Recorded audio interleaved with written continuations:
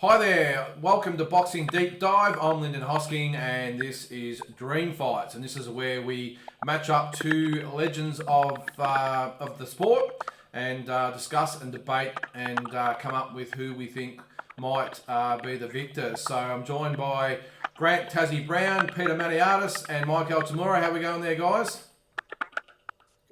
Good to be on, guys. Good to be on. Gotta love this segment. So we've gone. Pete, your turn this week, and I think you've got an absolute bloody rip snorter for us this week.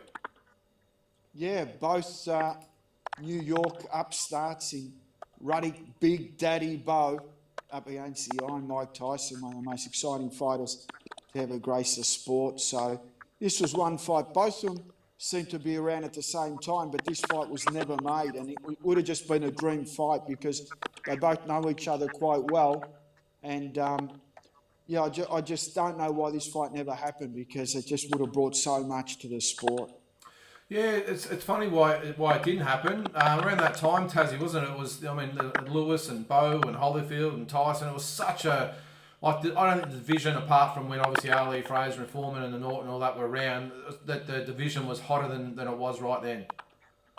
Yeah, well, look, when you're the cash cow like Tyson, you got a guy like RIDDICK BOWE, and it's, massive high risk, and not that much reward, because he didn't have that profile that Tyson did, and he wasn't making the money Mike was. So Mike, to give him a chance, would have been a massive, big step. Tassie, who was your man back then, mate? With all those heavyweights around, who was your favourite? There were so many to choose from. Probably was BOWE. I think they're both from Brownsville and Tyson. I was never a real Tyson fan, mate. I always thought that, he was good giving it but not taking it. So I was never a Tyson fan. Respect him, obviously. But, I was never a massive Tyson fan. Holyfield was a little guy. I respected what he done going up from being a smaller guy and fighting the giants like Lewis and BOWE. I wasn't a Lewis fan either. I respect Lewis after he retired more. But at the time, I didn't really rate him that much. And so I like Big Daddy BOWE. He was a big man that could fight on the inside. Good power, good jab, good uppercut. Trained with the great Eddie Futch, one of the greatest ever. Obviously he had a few problems with his, with his weight and all that stuff and eating habits. But probably was Big Daddy BOWE, I think, in that era. Yeah. What about you, Mike? With the two fighters, are you the same with Mike? How do you rate them both separately in history as far as the great heavyweights go? I think historically Tyson's considerably higher on the list than BOWE, only because of what he was able to accomplish in his prime, whereas BOWE probably underachieved. And then really in his second career, the shock in the second phase of his career, I should say, would be that he had them 2 DQ wins over Gallotta, where essentially Gallotta stole defeat from the jaws of victory. And Twice. I think that tainted BOWE's image a bit. But if you look at that run where, and it's easy in hindsight to say, oh, those guys weren't much, but he busted Larry Donald, who was a very serviceable heavyweight, took his own. He took Herbie Hyde's own, destroyed him. Took Jorge Luis Gonzalez's own, the hyped Cuban heavyweight, destroyed him. Beat Evander Holyfield, stopped Evander Holyfield in the 8th round of their rubber match. Dismantled, even though it was a no contest, was on his way to dismantling Buster Mathis. So if you look at that run, post the disappointing defeat to Holyfield in their second bout, he really was the best heavyweight in the world in 1996. Mike, getting back to that defeat to Holyfield, that was not BOWE's fault. It's some idiot glides into the ring on a hand grenade, what he had on, and he lands inside the ring. They stop for 28 minutes, and Holyfield gets his mojo back. Holyfield was going to get his ass kicked in that fight. He was ready to go again. Well, let's save that one for a classic fights, I reckon, for Holyfield and BOWE. We can discuss that at length. So go ahead, Mike. He really doesn't like that hand glider guy. You know that he was found dead in his hotel room in that fight? Do you know he was found dead in his hotel room? Do you know that he's dead? They found him dead in his hotel room. Really? True story. Yeah. Do you know how what's that awesome show? Is it Legendary Nights? They pick fights. So they picked the Holyfield Bow 3 series, and they mentioned that hand guy that got bashed by Bow security, mind you, actually finished up a couple of years later dead in his hotel room. There you go. Go ahead, Mike. Yeah, so as I was saying, before we headed down that rabbit hole, so I think that when you really look at Bowe, and I think we'll all agree, he had, for a big heavyweight, a big Hulk in heavyweight, he had exquisite skills, arguably more of a fluid puncher than Lennox Lewis, moved like a better athlete. He maybe didn't look like a better athlete, but the way he could put his punches together, and something he proved in the first fight with Evander Holyfield that everybody said he didn't have coming out of the amateurs, which is no major promoter. Despite being an Olympic silver medalist, he wound up signing with Rock Newman, who nobody knew. The reason he signed was because none of the major promoters really believed in him. They all said he had heart issues because that was what they said coming out of the Olympics. And if the media, mainstream media, latch onto something, that becomes the narrative. Well, he needed heart in spades to overwhelm Holyfield in the first outing, and he did. And so, to me, I look at Bowe as an underachiever, despite the fact he retired, 40-something and one. I know he's 40 and one before the retirement. 43 and one, I think, something like that, yeah. Fights way out of his prime. But Tyson had a greater prime. Tyson had an outstanding prime, from essentially turning professional to the loss to Buster Douglas. I was a big advocate of Tyson on the way up. Post-incarceration, I always preferred watching Bowe. I was a bigger fan of Bowe out of 95, 96, and I was always yearning for that fight because I felt that that was the one guaranteed war at heavyweight. Because even though, say, Foreman picked up the title against Mora, Foreman in no universe was going to defend against Lewis or Bowe. So there was a hope when Tyson came out that he would fight Bowe. Unfortunately, it didn't happen, but we're here to give perspective on it, which is great. Exactly. Well, let's have a look at Mike Tyson. Iron Mike Tyson, retired with a record of 50 wins, 6 losses and 44 KOs. You can see there he won all 3 major belts at the time. I don't think the WBO was around.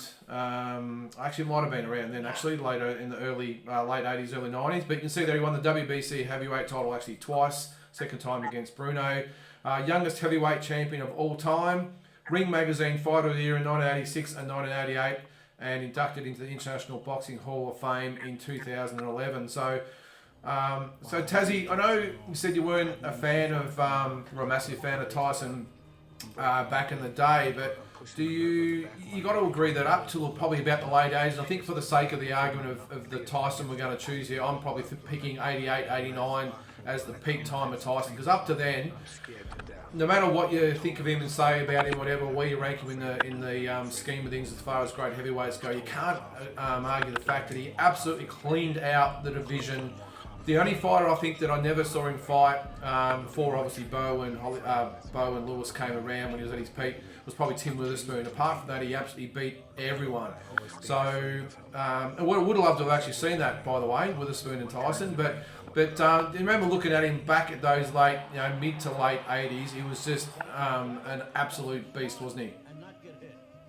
Yeah, look, I mean, you can only fight who's in the era, and he cleaned out them all. Like he went from, he demolished everyone. He probably didn't have, massive names around back then. I mean, Tony Tucker, Tony Tars, Bone Crusher, Sid Pickland, Thomas are hardly any conversation. But Tony Tucker wasn't too bad actually, but like a lot of the guys, Tony Tubbs, buddy James Tyrell Biggs, Carl Williams, Spinks.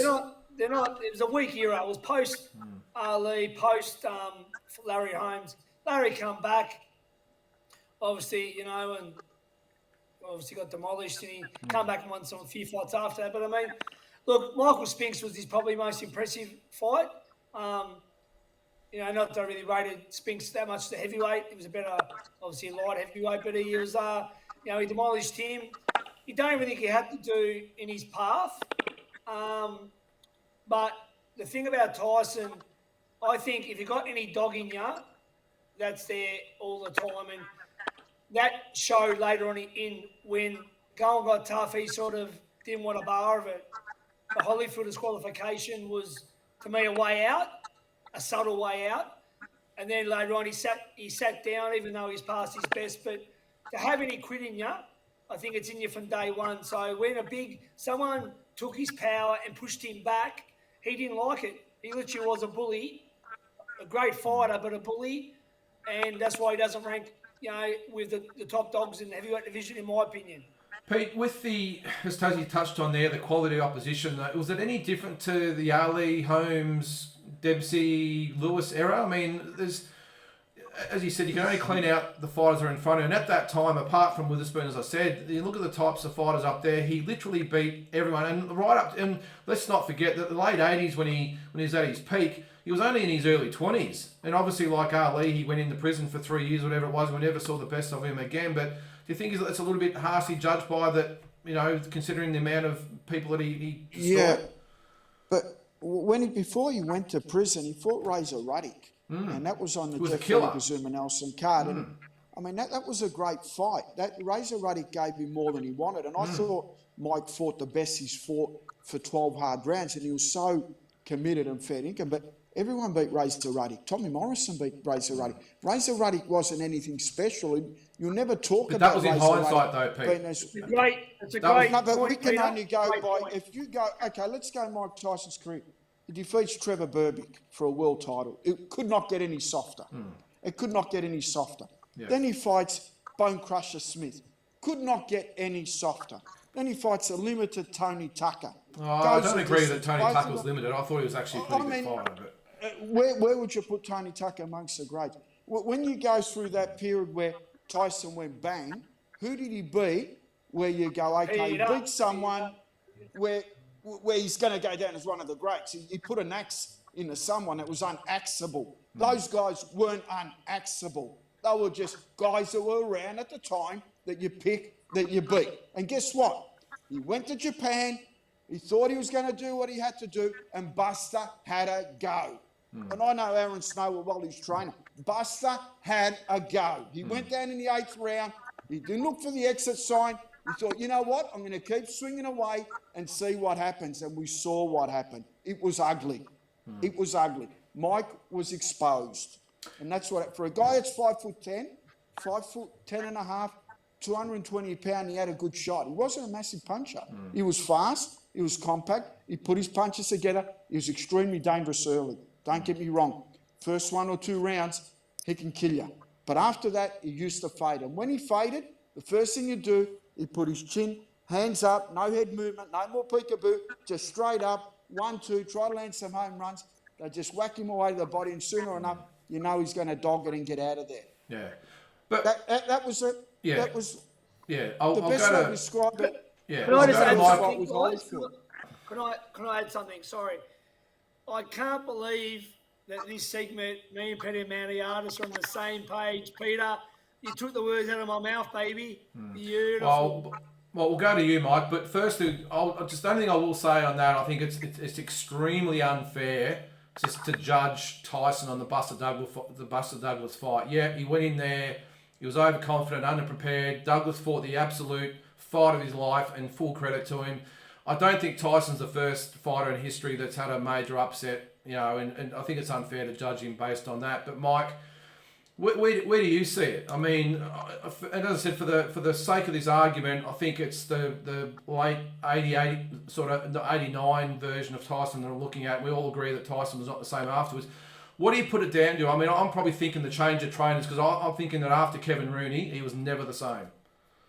Yeah, look, I know they're harsh on him. I know that that's the narrative that's run a lot in boxing. I think it's somewhere in the middle. I think it's easy in hindsight to discredit victories, but Tyson annihilated Terrell Biggs, who was an Olympic gold medalist. And I know you can sit back and say, oh, but Biggs was limited. He was signed by the most powerful duo in boxing management-wise back then, which was Lou Duva and Shelley Finkel. Yep. And I know they tried to fast-track him to the title because they felt he could outbox Tyson, but that's a bigger guy that Tyson marched through. And I know that Tyson struggled with some bigger guys, but he also overcame a lot of guys in that era too. And I agree with you, Lyndon. I think that it's hard to discredit Tucker based on results on Tucker's record 94, 95 onwards when he was well past his prime. I think in the mid-'80s, Tony Tucker would have been a 1980 Olympian, but because of the US boycott, missed out on the Olympics, and he missed out on all the momentum that would have come with that era, which would have built to him probably rolling Larry Holmes before he ever got to Mike Tyson. So I think some of that in context, I think it's easy to discredit some of Tyson's wins. I understand what you guys are saying. You know, like if you look at Tyson's later era, Tyson claimed one of his titles with a knockout win over Bruce Seldon, who Riddick Bowe had iced in one round years earlier in a fight that many people felt Seldon tanked. So I know what you mean. Tyson, one of his titles, his WBC title in 96, also came against Frank Bruno, who Tyson had beat in 89. Frank Bruno's far from the best heavyweight champ of all time, but you've got to look at the narrative like this. Riddick Bowe had a bout. He threw it in the incinerator. Lennox Lewis was handed that bout. Lennox Lewis got knocked out by Oliver McCall. Oliver McCall got beat by Frank Bruno. So you can only beat who you can beat. And I think that Tyson did that in his era. And I think that I've said it many times. He's the most overrated and the most underrated fighter ever.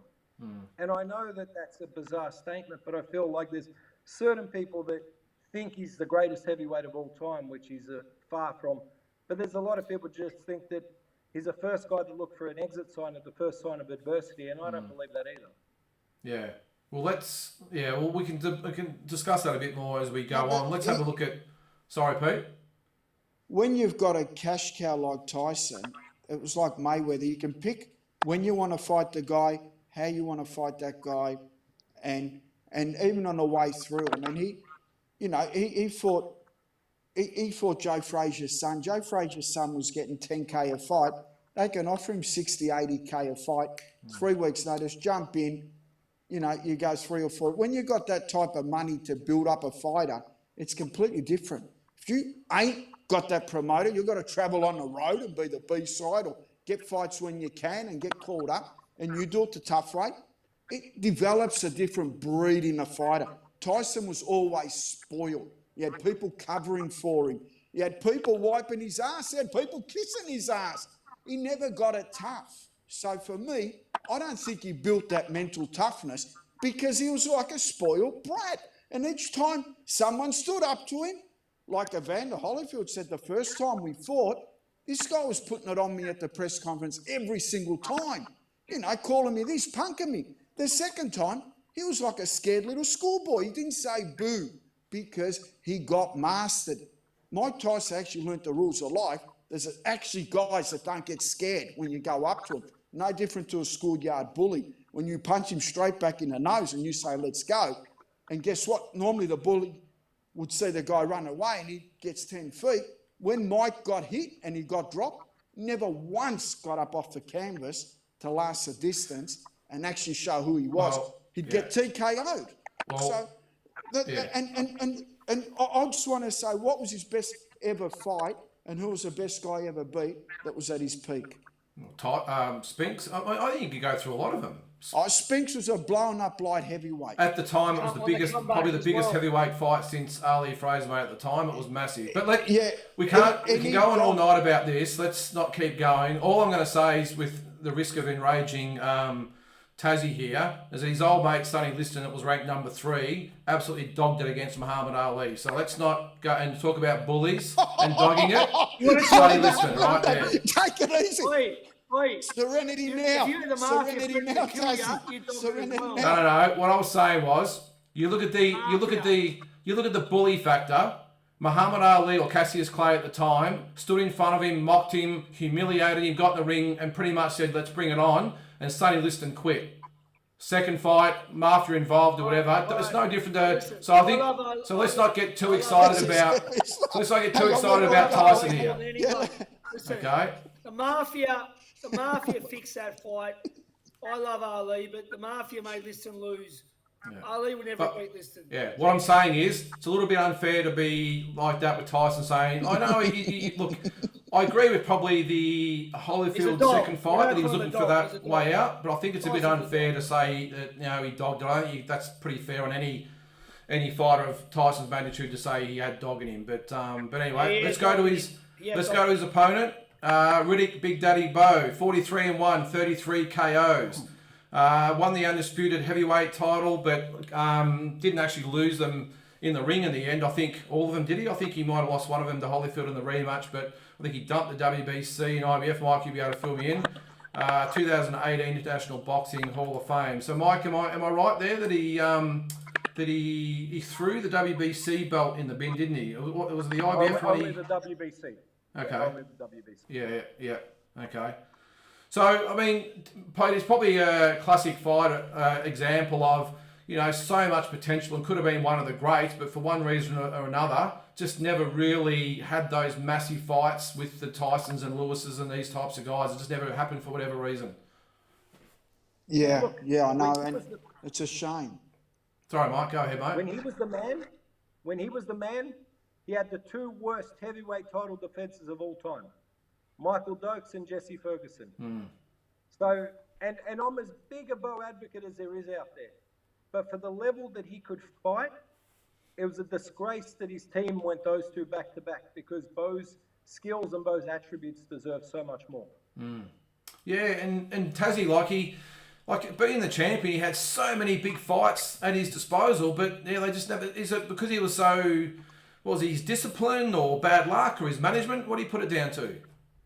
I think management, definitely, he was a bit of a goose rock, Newman. It wasn't like Mike said, like he didn't have any of the big ones. They were a bit scared of him. You've signed him after the Olympics. So that was a big thing. He was a bit of a goose. And obviously his discipline. Apparently, he just loved cakes. He loved desserts. He just gorged himself. And that was the trouble. He put on all that weight after beating Holyfield. Then they done that big tour around the world. He went on a big European tour. He went around the world to boost his profile, and he put on all this weight. So I think BOWE, skill-wise, can beat almost any heavyweight that ever lived. But discipline outside the ring, as you know, Lyndon, you got to. It's a lifestyle. You got to train. You got to nutrition. Especially at that level. Everything. Yeah. So you got to do everything. So I mean, on his day, he's as good as anyone. He's a big man that can fight. He can box. Eddie Futch was one of the greatest trainers ever. He was in his corner pretty much most. Yeah. So I mean, he had it all, Big Daddy. I loved him. And talking tonight makes me remember how much I really like BOWE. Yeah, who can forget those fights with Holyfield? They were just absolute wars. I'd love to actually revisit them at some stage. He wouldn't have lost the second fight if it wasn't for that clown flying in the ring. So Yeah. they might not have had the trilogy fight. They might not have had the third fight. Yeah. So Pete, with the two of them, I mean, after his sort of career just never really sort of took off, did it? I mean, and we're sort of debating the whole sort of heart issue with some of the fighters there, but BOWE had a similar thing about him as well, didn't he? I can't remember which one you spoke about it before, but just had the doubts on his heart when it come to some of the fights that he had, and obviously dumping the titles rather than defending against certain fighters. I don't know if it was heart with BOWE. He was a loose cannon. I mean, I've seen him at press conferences throw punches. He had that gangster thing about him. Who was the guy that he punched at the press conference? Who was that? Larry Donald. Larry Donald. Anything like it. He just had stupidity written all over him, and he just said it. Man, if he was with Top Rank and they looked after him properly, we'll be talking about this guy as one of the greats of boxing. He was like Joe Louis. He had everything you'd want in the fight. He had a massive heart. He had a massive mind. He had everything you'd want. You just needed to harness him the proper way, and he proved that for what he did with Holyfield, because that Holyfield that he dismantled went on and tamed Mike Tyson like a little puppet. So that we're not talking about Holyfield that after that didn't have a career. He went and spanked Tyson twice. So we're not like, this is a guy that RIDDICK BOWE, it was like we saw, Tyson Fury and Wilder. We're not going to see this another sort of fight. Elijah Tillery. Yeah, but that's what I mean. That's what he had, that sort of looseness about him. There's Pete's mate. There's the fan man. Yeah, well, it cost him the fight. That 28 minutes, that made Holyfield recover and get back into the fight. He wasn't never going to win that fight. You know what we're seeing here is just how much of a beautiful infighter RIDDICK BOWE was, how short that uppercut is on the inside, that right uppercut. So, Mike, just before we go to our predictions, what do you put it down to where he could beat Holyfield like he did and all his other fights, but then he would go up against the Gallotta and really struggle? What do you put that down to? Well, I think if you look at the two Gallotta fights, and look, Gallotta was just as erratic or more erratic than BOWE, and he peaked on those two nights. But the first fight, BOWE was out of shape. He started camp at 300 pounds and was heavy and out of shape. The second fight, he was in the best shape of his career, but he probably overtrained and didn't balance his camp well. And you guys touched on it before. I think there's a couple of things. BOWE's heart was often questioned, but it wasn't his heart. It was probably his desire, and that confused a lot of people to think it was his heart. The other thing is, yeah, he was surrounded by gangsters. He had a lot of heavies from Brooklyn associated with him, and I think that stopped his team really from ever brokering the right deals that gave him a chance to. I mean, how easy would have a Tommy Morrison fight been for BOWE? Or somebody like that really raises his profile, but he just never had those type of fights. Like I said, the contenders he burned through post the rematch with Holyfield, he beat some of the top young heavyweights in boxing, but probably didn't get credit for it because he took their soul. He took their career momentum when he beat them, and none of those guys probably went on to achieve and have the careers that they should have. Yeah, well, that's right. He actually beat some pretty good fighters on the way to the title, but afterwards never really did a lot. So, Taser, we'll go to you in a second. I forgot to mention at the start of the show, we did the Canelo Alvarez Marvin Hagler fight last week. We went to the Instagram poll. 54% went for Hagler in the end for that one. So pretty close. I thought maybe the New Age supporters might have got Canelo across the line, but there was enough. New Age supporters are dickheads. But yeah, pretty close. So 54% went for Hagler. So as we might know what we're talking about a little bit. Tassie, let's go to you, mate. So Riddick BOWE, and I think just for me, as I said before, I'm thinking 88, 89 version of Tyson, and probably the 93, 94 version of BOWE. What do you think? What's your take, and who wins and why? No worries. And that was my beautiful stepdaughter. She's going to be famous one day too, by the way. So, look, really Big Daddy BOWE all day. Too big, in close uppercuts. He would have been uppercutting Tyson's little head off. Good jab, tough himself. He would have pushed Tyson backwards. Peters just nailed Tyson tonight, and it's 1,000,000% on the money. Tyson did have dog in him. I don't care what anyone says. You dog one fight, you'll dog all fights. He wouldn't have been able to hurt BOWE. He wouldn't have been able to be the bully against BOWE, and he would have got his ass kicked. Stopped. I'll give him a little bit. He might have took a bit of punishment. 7, 8 rounds. He dogs it or gets knocked out cold. Spark. He doesn't beat BOWE any day of the week. He does not beat Big Daddy BOWE. Pete. BOWE by knockout. Or Tyson quits. So we're going for a peak Tyson. When Tyson was peaked, that was, say, pre-Douglas, where he was 88, focused. 89. Yeah, so I see the fight early, Tyson getting in there and landing some big shots. It does. Been Mike and BOWE maybe getting a staggers occasionally, but I mean, Mike had a big punch for a guy 220 pounds, 5'10", but he didn't have a monstrous punch. So BOWE would be able to withstand that, and BOWE would get wobbly occasionally, he'd probably shake across the ring. But by the 3rd and 4th round, BOWE would start to land his telling shots as well, and Mike would start to counter. By about the 6th round, Mike would start to slow down. So we'd see the second part of Mike, less head movement, less bunches in punches, just a hand straight up, getting hit with jabs, getting hit with body shots. But Mike obviously showing a ton of heart right up to round 9 and 10. And by that, I see BOWE dropping him for the first time in the fight.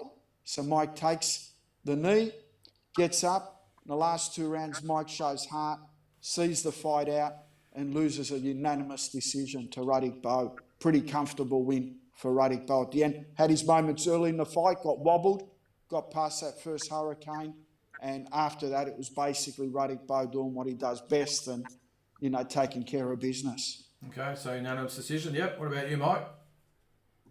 Yeah, I'd say it's similar to both guys. I think Tyson may even be able to catch him cold early and knock him down. But I think that BOWE's able to withstand the storm. BOWE wasn't always the fastest of starters. Sometimes it would take him a few rounds to get his rhythm and get his timing in. So I could see Tyson having a lot of success early. I just really, like I said, I think a lot of people are very harsh on how they judge Tyson's fighting courage. But one thing we know, going back to his amateur career even, and then first 3 big tests of his professional career were Jose Revolta, Mitch Green, and James Tillis, and all those guys are 6'4", 6'5", Big guys, yeah. big physical guys, and gave him. Alfonso Ratliff too. He fought Alfonso Ratliff. He was only a cruiserweight though. Size 17 feet. Still only a cruiserweight, but yeah, still a good. Yeah, still small though. But those other guys who were bigger, more physical heavyweights, even like Green was only about 220, but his size and movement gave Tyson a bit of trouble. He just didn't punch enough. But I think even you've seen it with Bone Crusher Smith when he decided to let his hands go the last 10 seconds of the fight. He had some success at catching Tyson. Tucker had a success catching Tyson. I think that BOWE had more tools to his game. BOWE, like I said before, that uppercut inside was a lethal weapon.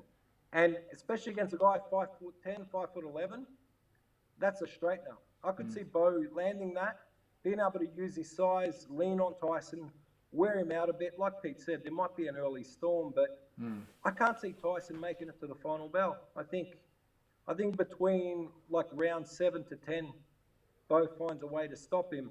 And like I said, Tyson, based on historically, you can only look at what somebody achieved in the ring. Tyson's historically the greater fighter, but I would still pick Riddick BOWE every day of the week to beat him both in their primes. Okay, yeah, no, fair enough too. Like I obviously differ. I think Tyson wins.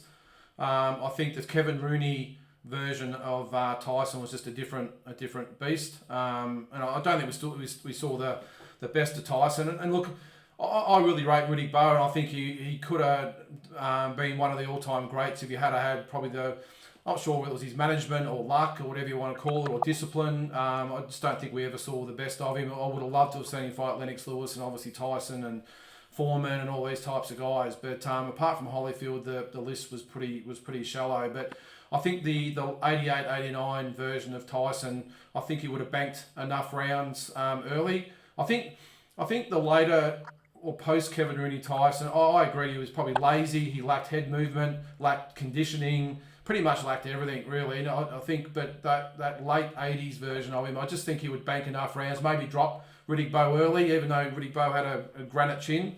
So did Larry Holmes at the time, of course. I just think he had the ability to drop BOWE, maybe, as I said, bank a few rounds. But I can also see BOWE had a massive, I think he had a massive ticker and good work rate for heavyweight. I can actually see him coming back late in the fight and really making it a close fight. But I just think Tyson wins enough early rounds and maybe a knockdown or so to have a bankable buffer to get a decision. But yeah, but look, either way, I think it'd be a great fight. And I just wish that probably had a bit more to judge BOWE on rather than just the Holyfield fights. I just really wish we had seen him in some bigger fights to really make a better call. But judged on what I've seen, I think the Holyfield fights were great fights. He showed massive heart, conditioning, work rate, all the rest of it. But as I said, I just think Tyson, that 88-89 was just something else. So, and it's just a shame with him. Same thing. We never saw the best of him. So I'll be the one that differs again. But yeah, so three to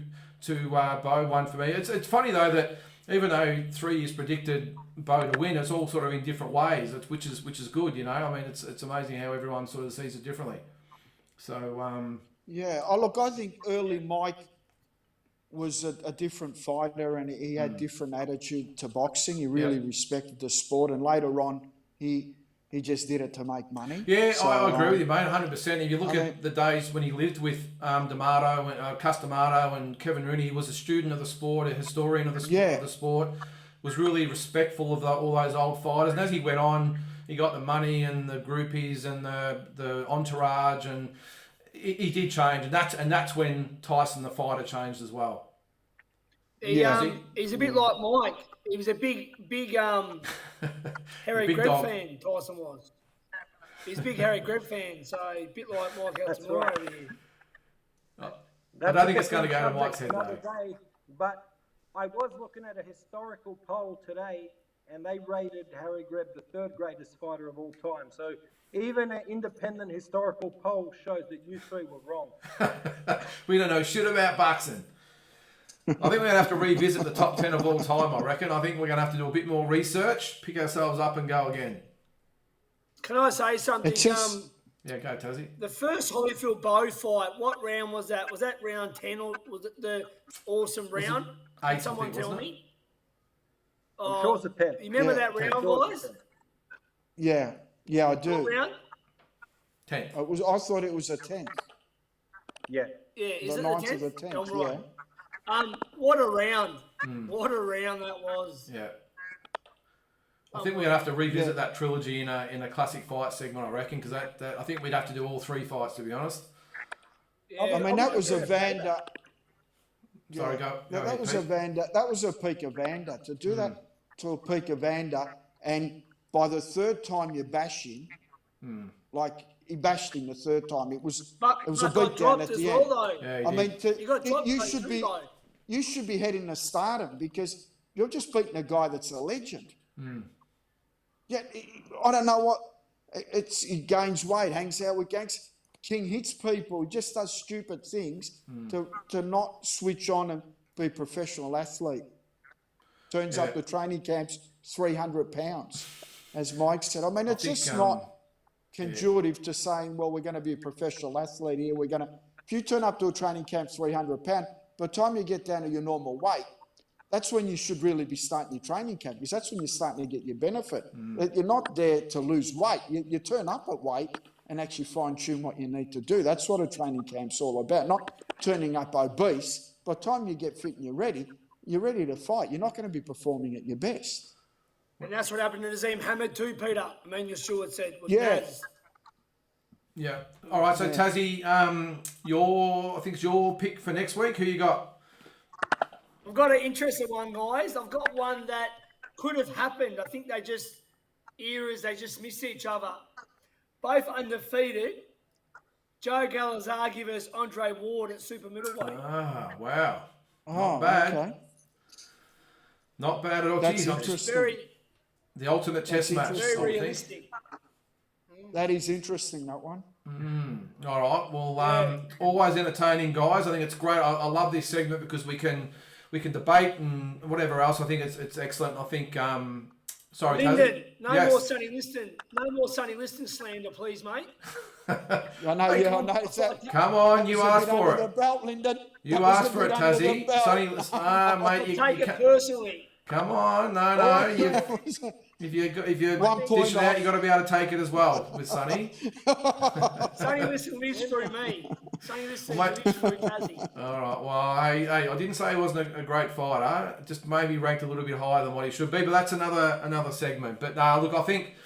Look, as I said, I just love the discussion, and we can all have our own opinions. And end of the day, we just. And mate, I was a bit tough on Mike as well. I teed off on him. For people that love boxing. Mate, I knew Tassie was loving it. You were loving it, Tassie.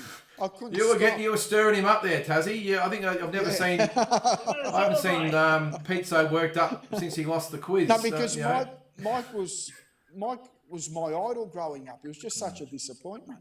Yeah. For me. Yeah. No, as I said, look, 100%, and that's why I love this segment because we can have these conversations. At the end of it, we can have a laugh, and it'll be interesting to see what other people out there have to say. We'll put it up on our Instagram poll and see what people think. And I'll be. Lyndon, can I just say, Peter? Between now and Thursday, have a good night's sleep. Probably 9:30 p.m. Have a bit of warm Milo. And really chill This the next stuff 2 normally nights, backfires, Tassie. You did that after your last win, and I came out with 125 punches in the first round. You don't keep it simple. I'm going to be studying all night. I'll be on 16. All good, guys. Tassie, you missed 6 shows last week. Rumour has it you took that night off to be studying your boxing encyclopedia. He's coming back to some revenge. Nah, sounds good, guys. All right, boys. Thanks again, and we'll see. Look forward to seeing you next week. See you guys. See you, fellas. See you guys.